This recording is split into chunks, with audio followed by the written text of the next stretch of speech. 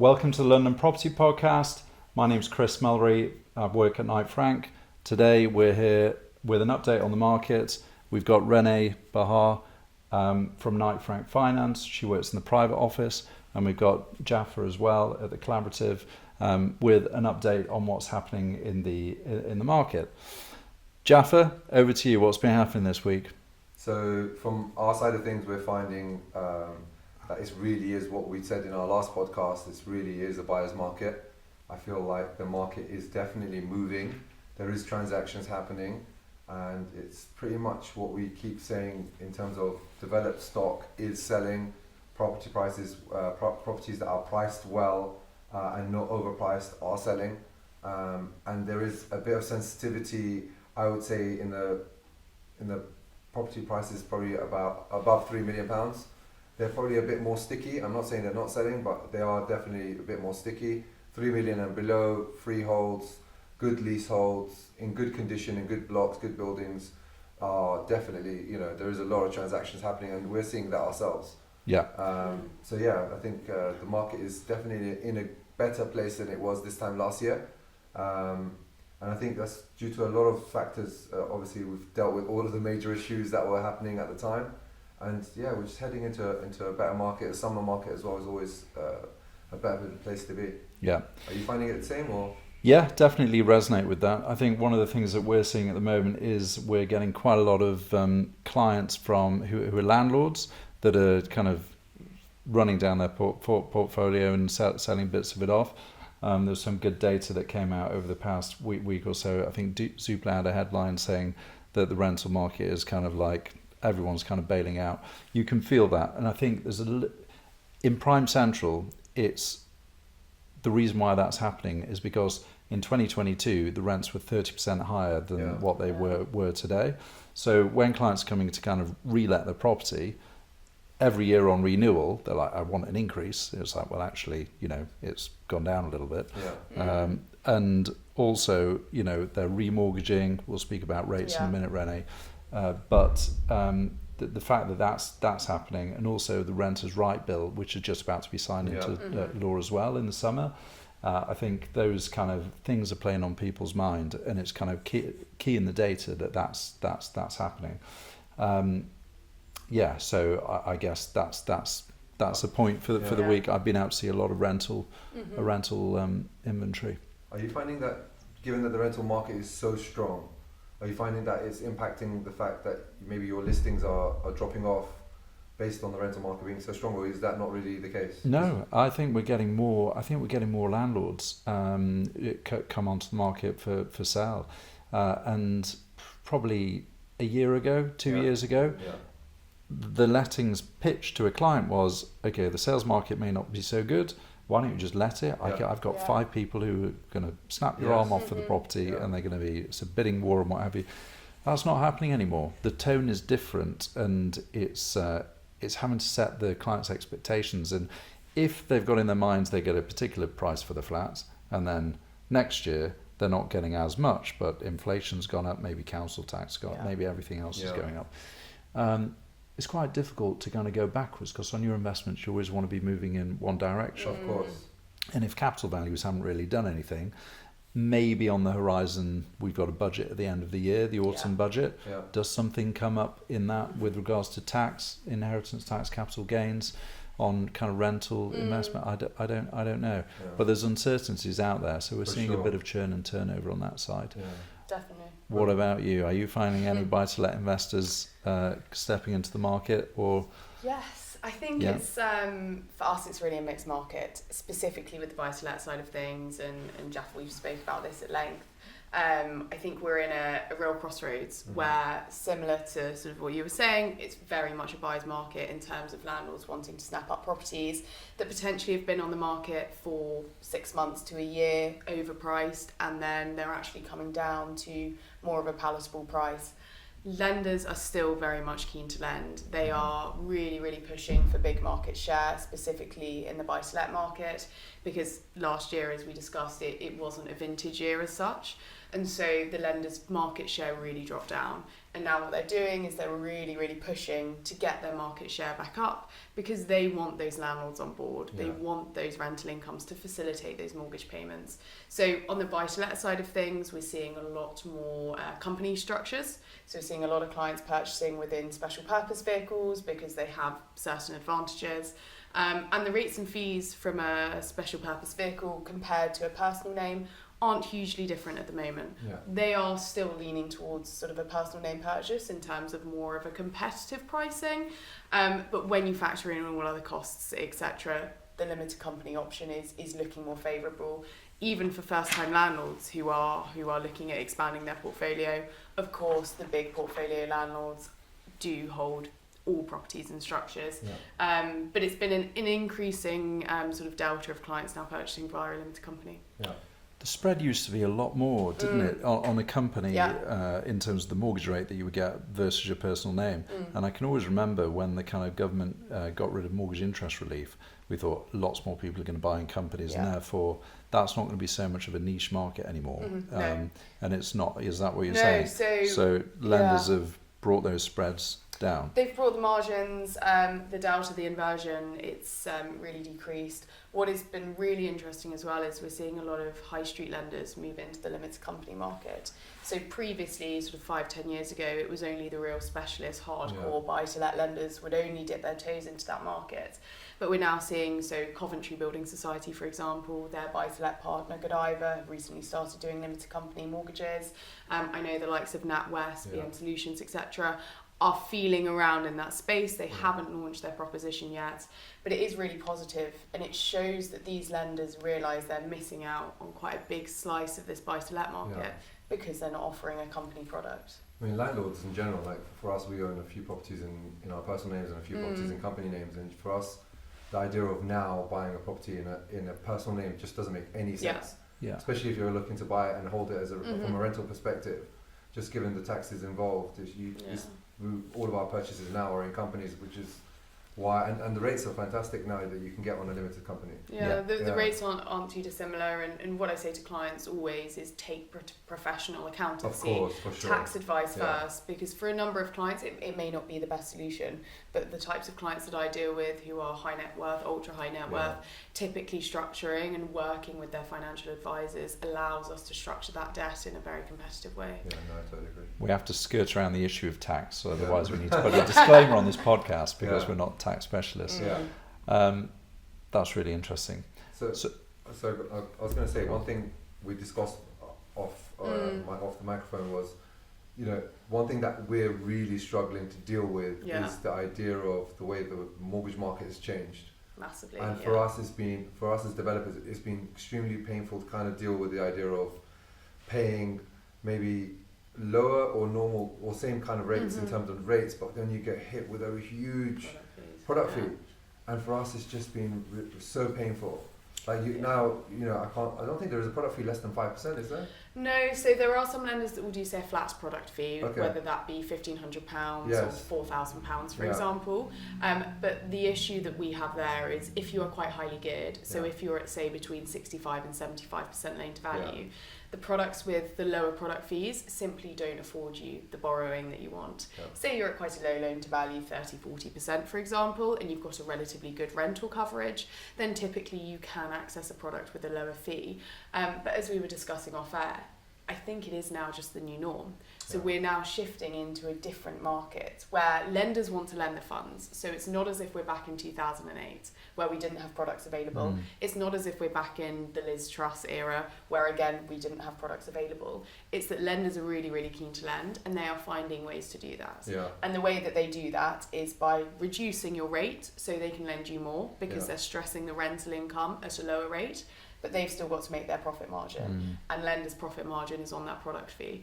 And unfortunately, with these higher loan to values, only in the buy-to-let lending space, this applies to both personal name and company, the only way to really achieve that leverage, specifically in prime central London, where yields aren't as competitive, say, as around the country. If you've got a property in the countryside or in an area where property prices typically are lower, then that can be slightly different. But the space that we're talking about, I think this is probably the new norm. And would you say that product fees in terms of buy-to-let and resi are pretty much the same, or? No, so resi's always capped typically. Really? So I don't think there's any product on the market at the moment with resi where the product fee is, say, over 1%. Oh, really? From a regulatory perspective. Nice. I'm not 100% sure on the regulatory side of things, but because resi is regulated by the FCA, the PRA, and buy-to-let is slightly more unregulated, resi is completely capped. Okay. So the majority of high street lenders will cap their product fee at £1,000. And bridge lending is completely unregulated, is that right? Yeah. Bridge Because- lending they can do within reason, whatever they Pretty want. much whatever. Yeah. Exactly. Because I kept saying to Jaff seemed to, I don't know, take bridge lending every now and again. Regularly. Now, I was just telling Renee. Because again, no product off air, fees. It's not just the product fees, there's no exit fee. Yeah. If you add the product fee on a normal buy-to-let together with the rate itself, and then you add all the other stuff, you pretty much It blends out. It blends out quite well. Yeah. And so now it's more competitive to take a bridge loan. If I'm in a deal for a year or 18 months, it's better for me to take a bridge loan than go down a buy-to-let route. Better for you to take a bridge loan, Yes. but the audience watching, Yeah. It might I not would be very, better for you. very much advise not to short-term take a bridge loan. investment and flips. So Yeah. anyone who's looking to kind of buy and hold, it doesn't make any sense to do a No. bridge loan for sure. This is where our in your advice personal comes into it. circumstances, Exactly. it does. Yeah. And looking at the client's circumstances, if your goal here is capital appreciation and you want to hold that unit for 15, 20 years, bridging loan is never the answer. Definitely not. But if you want to do a renovation and flip, then great. Personally, I would never take a bridge loan because on the sales side, I have seen throughout my career, pretty much every single person that's ever been repossessed, that it's always with bridge financing. Yes. So when Jaff tells me that he does that with some of his deals, I'm just like, really? Yeah. Do you I really think want it to do? comes back to bad advice though. Yes. So we see a lot of the clients that come to us, say for example, have been in a distress situation where they've been given poor advice initially to take said bridging loan, Right. when in reality there were other options available. Yeah. And this is the key here, is absolutely taking the correct advice for your circumstances. Also, sometimes when you look at certain investors, I always tell them there's certain investors that understand the complexities of going into a bridge loan, and there's certain investors who don't know what they're doing. And for those, I always tell them, look, let's just rather than going down the bridge route, let's just go down a normal buy-to-let route, because I just know that the complexities of dealing with that they're not capable of doing. Yeah. So for us, we're very careful with regards to bridge loans and when we do that, because we're always looking at, look, we're here for 12 months. By month 7, 8, I'm already looking at either we're going to sell this or we're going to refinance it. So it's always having knowing what's going to happen ahead of the game. Strategy and an option. Sure, exit Yeah. strategy, Exactly. and that's what I will always, if I'm ever recommending a bridge loan, which I do quite frequently, I've got a number of developers who I work with, I will always, at the point of recommending the bridge, research their exit strategy. And of course I can't confirm that exit strategy will be applicable in 7-8 months time, but if we've got a lender who can agree to it now, I'd be confident, never certain, but confident we should have a suitable exit strategy in place. And then that means that I'm working with the client to ensure that the entirety of the deal, not just that upfront bridging loan, is feasible. Yeah, I had a client on the Hyde Park estate, this was years ago, but it was my first kind of understanding of bridge loaning, why it was risky. And this lady who was brand new to property development, she'd got this unencumbered house worth probably £5 million, and she decided, do you know what, it's on the market for sale, but I've been told I can take bridge lending out, release some equity, go and build some properties in the country, which she'd never done before. She got told by an agent a house was worth kind of 5 million, whatever it was, and it wasn't, and the things didn't sell in the country. And long story short, she had to sell a house, not for 5 million, but I think it ended up selling, I don't know, a lot less than that. And she hadn't planned any of that, took the wrong advice.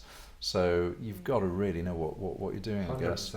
Listen, which you've already said, but I've seen lots of scenarios like what you mentioned. Yeah. And pretty much a lot of the deals that we do pick up are distressed. Yeah. Whether it's finance or another whatever background it is. I guess you're buying from people in those positions. Usually 99% of the time, you'll find it's due to inexperience.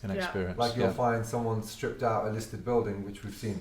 Yeah. And they've taken out bridge lending, and the bridge lenders realised and pulled the loan or put him on a default rate. Right. Or, for example, he's done works without licenses to alter, or these are all things that a developer knows what he's doing and tries to avoid. And this is what experience teaches you. I think it's also, the experience is so key, but also if you are more of an inexperienced developer, is having the right advisors around you. So if you have someone that's done development before, like yourself, that can guide you through, if you have a broker like myself, or an agent who can confirm, yes, this is what it will sell for upon completion, and making sure that your team is as watertight as possible, so that you can plan for any eventuality. And of course, things go wrong throughout, but having that team there to support you, whether that be a tax advisor, agent, broker, etc., then just allows you to lean on the necessary experts throughout the process. I'll also say one more thing, and this is the one thing that my experience has taught me, is with bridge lenders, they come in a wide variety.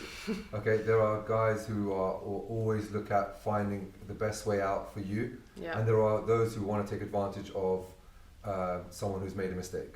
Okay, and that is key to maybe using someone like yourself, is knowing to not just go to whoever's going to offer you the cheapest product, but going to a guy, a bridge lender who's this well established, who's been in the market for a long time, who's got a good reputation, and that is very, very important. I think that is not just with bridging, that's across the board, whether you're purchasing a residential property, a commercial property, a buy-to-let investment property, is using a broker, because I know the market better than anyone else. Definitely. And also we're in a market where there are some very attractive rates there from lenders who are most likely not going to deliver, or if they do deliver, say for example on a bridging facility, in 4 months' time they want to try and recall the loan and you're midway through development.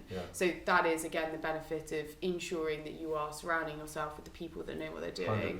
100%. And the lenders that I work with, and the lenders that I know a number of brokers work with, I have preferences over who I like to work with purely because of outcome. And of course, number one is we want to secure you the most competitive funding, because that eats into your profit margin. But what we also want to do is ensure that you've got a lender who's got the funding available, who's not going to recall the loan, and also someone that you can trust and work with. Because with development finance, you will have monitoring surveyors come around, you'll have asset managers come around from the lender, and you want to be working with people who know their stuff and also who are interested in what you're doing. Do you know, you've just reminded me of a book that I read when I was probably 19, 20 years old, and it was called, not that long ago, and it was called Roads to Riches by a guy called Dolph de Roos. I remember it really well, and it was about property, and he was teaching people how to get into property, how to invest, how to do buy-to-lets, cash flow, all this kind of stuff, and he emphasised that team is one of the biggest things. You need a tight team around you, who are really experienced, and you've just touched upon that point, and it is really, really important. And it's actually advice I think I'm going to give to my kids 100%. When they go out by themselves. Is like, get a good team. You want the best person, on the finance side. You want, advice from me if you're buying a property or you're selling it. And you need somebody like yourself who does everything that you do. I mean, if you've got that, maybe we should start our own, maybe we should all join the same company. No, but this is collaboration. So we all work at different companies, and we all collaborate that a lot together. In property development. Property development, I think property is one of those industries that everyone thinks they can do on their own. And that's one of the things we've seen a lot of, where people just think, oh, this is a great deal, and he's basically got some random agent who's told him it's worth X amount, and then all of a sudden he's got himself into a deal that he's overpaid for, he's badly refurbished, badly financed, and he's walking away, made very little profit or zero profit or debt or lost money. So I see a lot of it. Like, a lot of the time people don't appreciate or value what you bring to the table or the expertise and experience you bring to the table.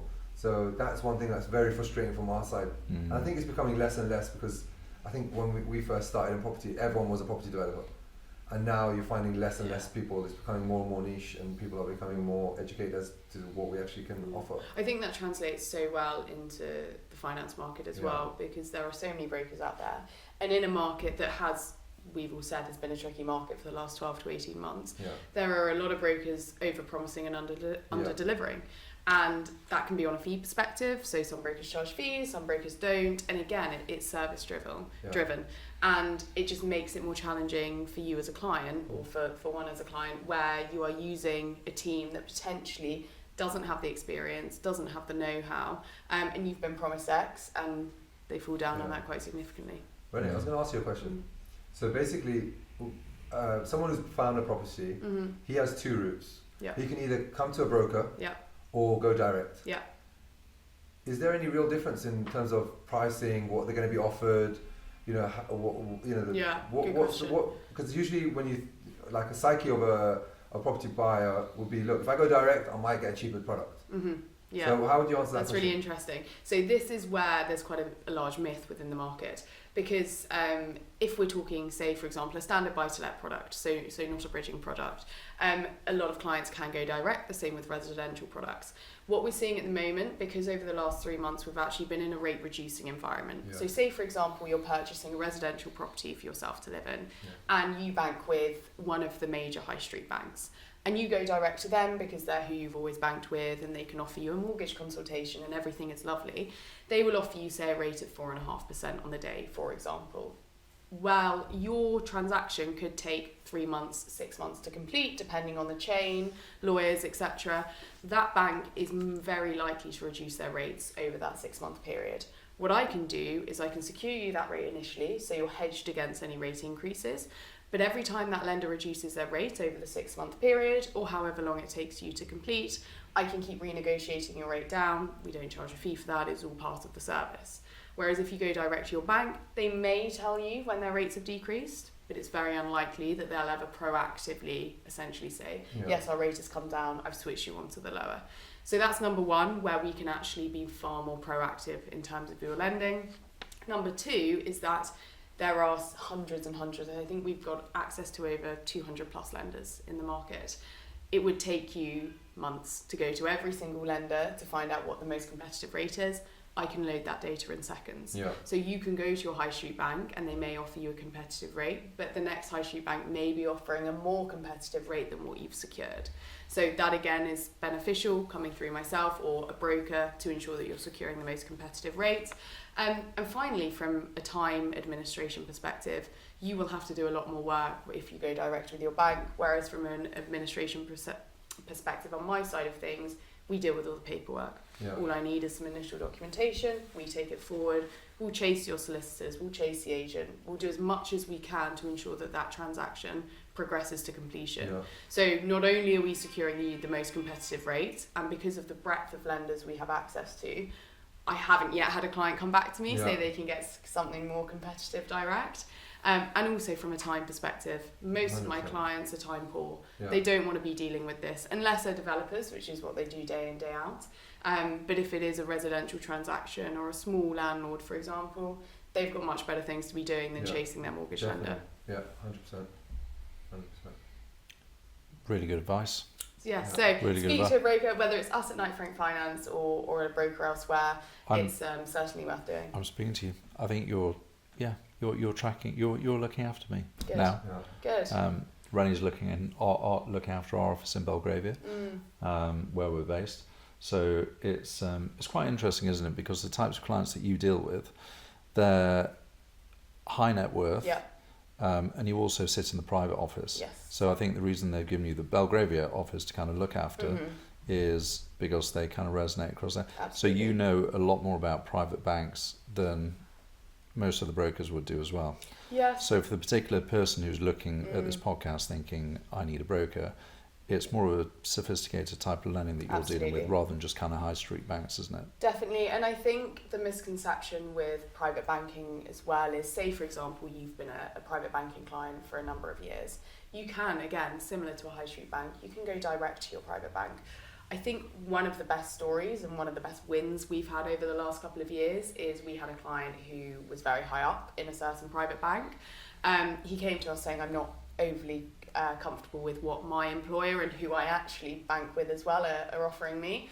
We went away and actually reintroduced him to the same bank at a much more competitive rate. Wow, okay. So because I can negotiate without changing his name, without changing his name, without doing anything, because I can negotiate on the client's behalf. And I think from a high net worth and ultra high net worth perspective, when you are looking at these large loan sizes, those margins are so important. For sure. And isn't it a case that if that particular client had many other assets and lots of debt, that lender isn't just losing whatever they're remortgaging, whatever they're purchasing, they're losing potentially all of their portfolio, isn't it? Absolutely. So they look at the whole loan book, and then at that point, that's where you can leverage. Exactly, and so if you've got a client who say they want debt of 10 million, for example, but they hold assets with the private bank of equivalent to 50 million, we can look at a couple of options for them, and this is where the advice part comes in. Some clients come to me and say, I just want the loan. I'm happy with my private bank, I just want the loan. My existing bank can't offer it to me, or I'm not comfortable with the pricing for one reason or another. Absolutely fine. We can find lenders who don't require you to move assets. We can find lenders who are transactional in that sense if you want. Whereas some clients come to me who have either been with their existing bank for quite a while and they're not happy with the service, or I deal with a lot of entrepreneurs, sort of younger, more new to wealth, who want that type of relationship. And I can ensure that they are, again, obtaining the most competitive rate, but we're introducing them to the bank who is going to provide the relationship that they need. Whether that is investment, wealth management, whatever they need, we can then provide two options. I can say, look, here's a transactional option where the rate could be ever so slightly better. Here's a relationship option. And if you want that relationship because they value the relationship, then absolutely that can be the recommendation. There was a certain point that I heard from somebody in Nightfront Finance, which was, because we always say in our office, we know that about 70% of all purchases are cash in our area where we're dealing with. But then you guys, Nightfront Finance, said, well, actually, that's not really the case. They are at the point of actually transacting, but then I think you did some research on how many people actually remortgage post purchasing a property. I don't know how you did that. Maybe just land registry checks or whatever. Yeah, we do land registry checks. Yeah. So it's what? Do you want to speak a little bit about not taking a mortgage out of necessity for having to have one, but why do people actually take a mortgage on a property post completion? So the majority of my clients within the private office, they don't take, as Chris said, they don't take debt out of necessity. They take it because they're a slightly more sophisticated borrower. Going back to our team aspect, who have got financial advisors, specifically tax advisors and accountants around them, saying, look, you need to take debt because we need a tax advisor sat here. We need a tax advisor here because I'm skirting around the subject. And there are tax benefits to taking debt at the point of acquisition, for example, inheritance tax, it ring fences, etc., etc. If you say purchase the property in cash and then remortgage, you don't get that relief. So this is where a lot of clients actually do not understand the benefit of taking debt day one. Not because they need to, because the majority of my clients could purchase in cash tenfold. It's not a necessity, but it's actually really beneficial to them and potentially their children in the future when they're looking at structuring their estate to take debt day one.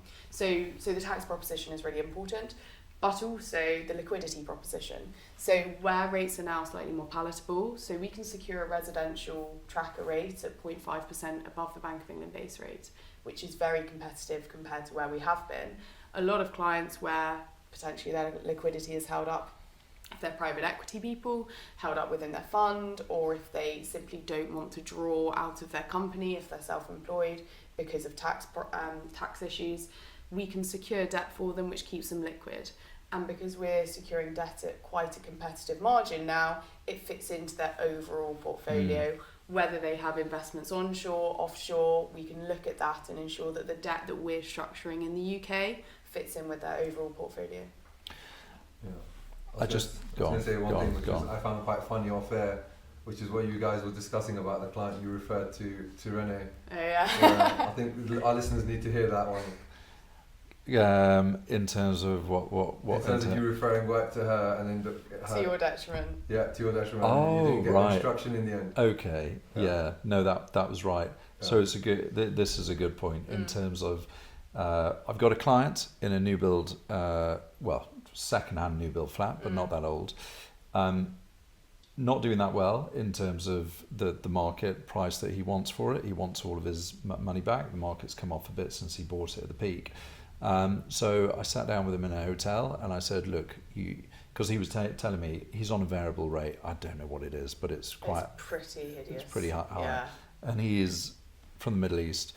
And he was like, I'm losing money on a monthly basis. So, I could have said, oh, right, okay, well, reduce your price. But I referred him over to Renee. He was like, I don't think Renee will be able to do anything for my situation. I was like, just have a chat with her. She deals with lots of people like yourself from the Middle East. offshore private banking, that's what she does. So that's the thing, getting the right kind of client in front of the right person at the right time. What's the upshot on that? And now we're essentially pushing him into profit, because I've sourced a new lender who we can refinance away from the existing.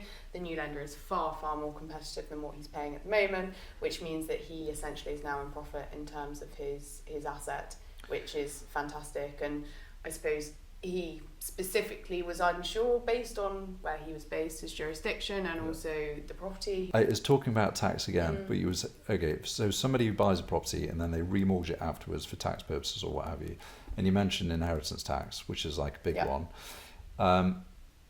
But are there other people that are doing it for the reasons whereby that I don't know they've got other assets that are spinning off more cash and they think, oh, I can just remortgage it 3.5% or whatever it is. And I'm making 12 here. What percentage of people does that versus the inheritance tax rate? Or is that a really difficult question to answer because you just don't have the data on it? Or do you have a hunch for how many people do that? I suppose for my personal clients it's really tax driven, mainly, because they take advice from their tax advisors, and the tax advisors are essentially saying to them, you have to take debt here. You cannot not take debt, because you are going to be sort of inhibited later on down the line to such an extent that you will really kick yourself for not doing this.